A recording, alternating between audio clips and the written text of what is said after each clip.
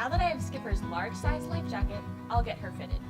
Start by placing the neck strap over your dog's head. Next, clip the neck strap buckle. Next, adjust and attach the Velcro belly band and clip the two straps.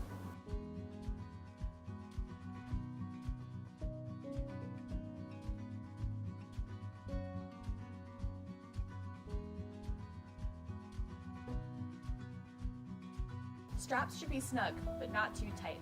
A good rule of thumb is that you should be able to fit a couple of fingers beneath the straps. Another great feature of our life jackets are their durable rescue handles. Keep in mind, these handles should only be used to lift your dog in emergency situations. Once you've got the life jacket situated, you're good to go and can safely enjoy the pool, beach, or boat. Let's go, Skipper! Thanks for watching, and enjoy your Outward Hound life jacket.